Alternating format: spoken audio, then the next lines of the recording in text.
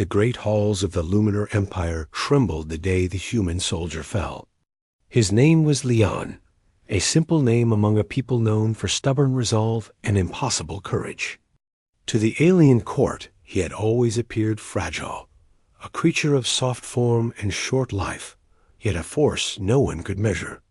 His presence in the palace had been a duty at first, nothing more than a diplomacy assignment between species.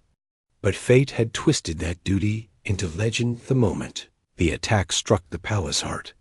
The Empire had lived in uneasy peace for many cycles. Yet not one council member expected the silent strike that broke through the shields. It arrived with calculated cruelty, aiming not for the throne itself, but for the life of the young heir. The attackers knew that to shatter an empire, one must shatter the future it clings to.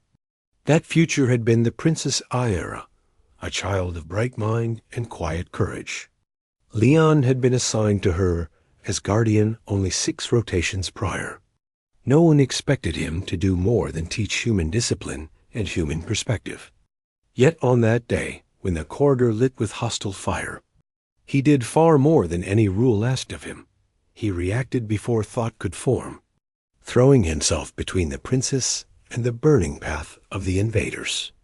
The first blast struck him in the side, knocking him to his knee, but his body rose despite the agony. His hands seized her shoulders, and he shoved her behind the pillars before turning to face the swarm that poured through the shattered archway. Even wounded, he pressed forward, not to seek victory, but to buy the seconds she needed to flee. A second blast pierced his chest, and a third tore the ground beneath him. Yet he held his place until the palace guards arrived. By then his breath had thinned into silence. When the princess was carried to safety, she screamed his name again and again, calling for him to rise, to stand, to keep walking as he always did. But Leon lay unmoving, dust curling around his still form. For many of the Luminar, death was a quiet shift into memory, a soft passage into the ancestral echoes that guided their people. For humans, death was final, a boundary no soul returned from. At least, that was what both species believed until the Queen herself stepped forward.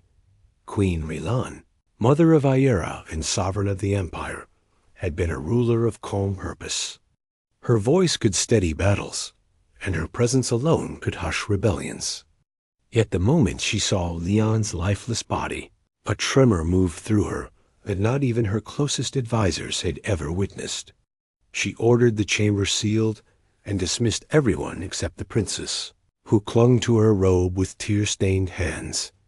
For a long moment the queen stared at the human soldier. His armor was scorched, his expression frozen, not in fear, but in firm resolve. There was no regret on his features, only the certainty of a choice made without hesitation. The queen knelt beside him, her hand resting lightly on his chest. Aira whispered through her tears that he had saved her, that she had tried to pull him away, that he had pushed her to run. She asked why humans could be so reckless, why one who owed them nothing would give everything for her life. The queen found no answer, not until the old High Seers arrived an hour later. They spoke of rare occurrences in the ancient past, moments when a foreign spirit with immense force of will refused to fade fully into the void. They sensed such force lingering around Leon. Humans, they explained, possessed a fierce anchor within themselves, something the Luminar called a heart spark. Most races held fragile versions of it, but humans bore sparks strong enough to burn beyond their bodies. Leon's spark clung to the world still, refusing to dissolve. Aira felt a presence then, a faint warmth brushing her shoulder as if someone stood beside her. Her tears halted. The queen felt it too, a pressure in the air like a silent vow.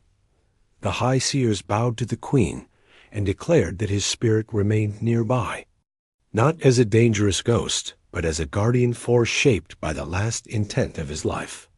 They told her no ritual could command it, no decree could bend it. A spirit bound by final purpose would remain loyal only to the promise forged at its death. The queen closed her eyes and understood the truth. Leon had died protecting the princess. His spirit remained for that same purpose. In the days that followed, the empire struggled to steady itself. The attack had shaken faith in the palace defenses, and whispers spread everywhere. Yet an unexplainable calm settled in the halls wherever Aira walked. Lights that flickered during reconstruction would brighten as she passed. Doors that jammed would slide open without touch. Even the nervous tremors she experienced after the attack eased whenever she sensed the faint warmth near her. The queen watched carefully, noting each sign. She felt the unseen presence too, not always, but often enough to know that the human soldier had not left them. One night she called the princess to her private chamber and spoke gently of life, sacrifice, and gratitude. She explained that Leon's final act had woven a bond that neither time nor death could easily unravel. Aira understood. She placed her small hand over her heart and whispered thanks into the still air. A current of warmth brushed both of them in reply. The queen's expression softened. She looked toward the far corner of the chamber where the air shimmered faintly. There was power there, a silent guardian watching them. His spirit stands with us, she murmured. As the cycle passed, the empire faced rising threats from the same force that had attacked the princess. The enemy, known as the Vorn, sought to conquer or break the Luminar. But something changed in the palace after Leon's sacrifice. The shields held stronger than before. The energy lines pulsed with renewed stability. Engineers reported impossible surges of reinforcement at critical moments. And always, these surges occurred near Aira or the queen. Some began to speak of the unseen guardian. Others claimed the palace itself had awakened. But the truth circulated in quiet corners of the court. The spirit of the human soldier watched over the throne. Queen Relon felt his presence most often during strategy meetings. When discussion turned toward protecting the people or shielding the princess, the air grew warm and steady, like a guiding hand upon her shoulder. Decisions she doubted became clear. Paths she feared grew brighter. It was as if the human soldier whispered without sound, lending her the courage that had defined his final moments. She came to rely on that guiding presence, not as a tool or weapon, but as a companion bound by shared purpose. The throne no longer felt as heavy as before. The burden of leadership felt shared. One evening she returned to the hall where his body had once been laid. The room had been repaired since the attack, yet she could still sense the echo of that day. She stood in silence and spoke into the empty space.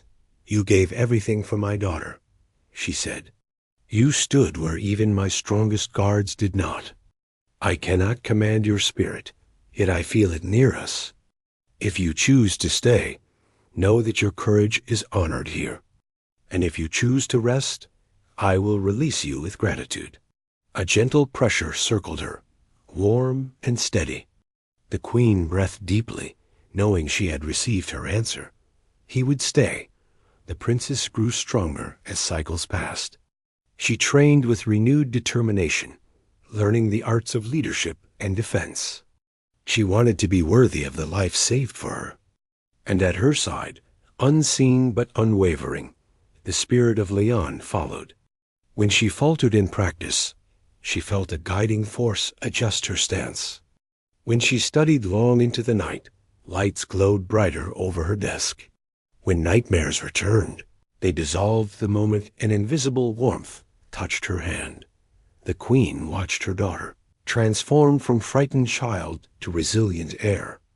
And she knew it was not her effort alone that shaped this growth. The human spirit played a role beyond measure. One day, the Vorn launched a full assault on the capital.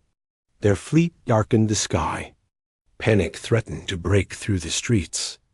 Yet when the first barrage struck the outer shield, something extraordinary happened. The shield flared with golden brilliance, far brighter than any recorded in history. Technicians shouted readings that defied science. The energy came from within the palace itself, from the heart of the throne complex. And the queen knew. Leon's spirit had risen in full strength. She marched to the command balcony, standing tall with the princess beside her. As the enemy fire rained down, the shield curved and hardened as if shaped by will alone.